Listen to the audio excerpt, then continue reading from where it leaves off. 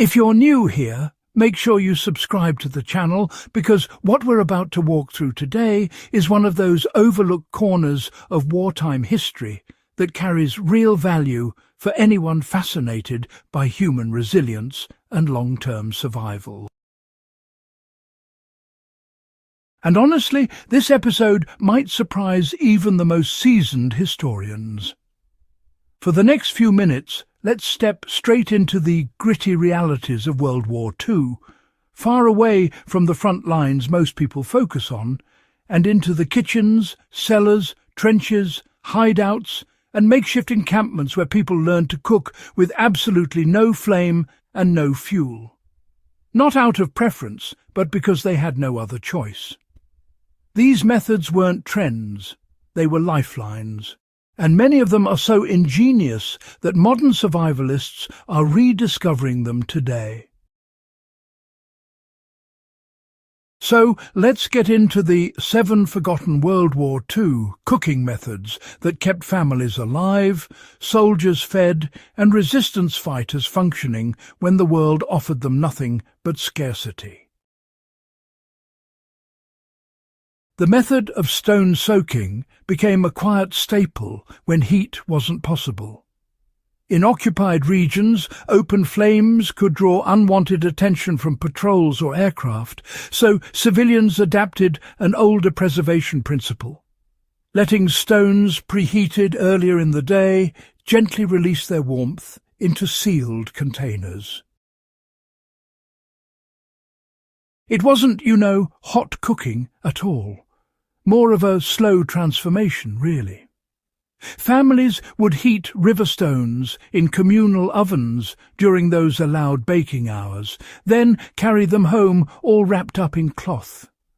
Those stones went into insulated boxes or small wooden crates lined with straw, and pots of grains, root vegetables or legumes were set beside them. The gentle retained heat softened foods over several hours. A modern survivalist could, replicate this by using cast-iron chunks or fire bricks heated earlier in a shared campfire and then placed inside a cooler lined with towels to turn soaked beans or oats into edible meals overnight. It's not fast, but it works without producing even a whisper of smoke. The practice of salt curing, turned into a no-fuel cooking technique under pressure. People often think of curing simply as preservation, but during the war it doubled as a form of cold cooking by transforming texture and structure through dehydration and salt penetration. Thin cuts of fish, strips of tough meat, and even shredded cabbage could be salt-treated until they became palatable without fire. Scandinavian civilians frequently relied on salt-cured fish that softened after several hours in water, giving them protein without ever striking a match. Today, someone preparing for long-term off-grid living can replicate this by slicing meat thin, packing it densely with salt, letting it sit for a week, rinsing it and eating it with acidic vegetables to complement the intense flavour. The key is understanding the chemical process, which requires no heat at all. Fermentation replaced cooking when even salt became scarce. Across Eastern Europe, families turned to fermentation jars hidden in basements or buried outside. Vegetables like beets, turnips and cabbages, they essentially cooked themselves through controlled bacterial activity. This process produced not only edible meals, but, also critical nutrients during those brutal winters. Soldiers in partisan groups often travelled with small cloth bags of pre-fermented grains that, when mixed with water, turned into a crude but energizing mash. A modern adaptation could be as simple as packing cabbage tightly with its own juices and just a pinch of salt in a sealed jar for a few days, letting the natural process break it down into a tender, flavorful food source. No flame, no fuel, no heat needed. Sun dehydration created ready-to-eat rations for times when people simply couldn't risk lighting fires. Southern Europe and parts of North Africa, well, they leaned heavily on the sun. Thinly sliced vegetables, fruits and occasionally meats were set across rooftops or tucked away in hidden inner courtyards where the sun and time completed the work. This wasn't just drying food for storage. Many items, especially, tomatoes, zucchini strips and certain fruits, were eaten directly after dehydration as full meals.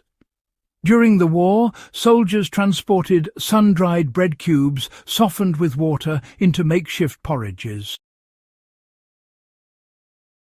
In a modern setting, someone can dry slice foods on a clean mesh screen in a sunny window and store them in jars for months as instant no-flame meals that rehydrate quickly.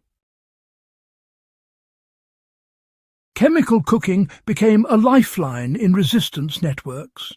This was not industrial chemistry, but, simple reactions civilians could create safely. Vinegar and mild lye solutions were used to break down tough roots or fibres into digestible forms.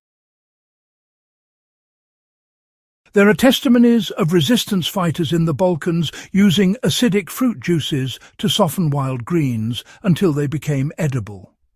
You can still apply this today with methods like ceviche-style acid cooking.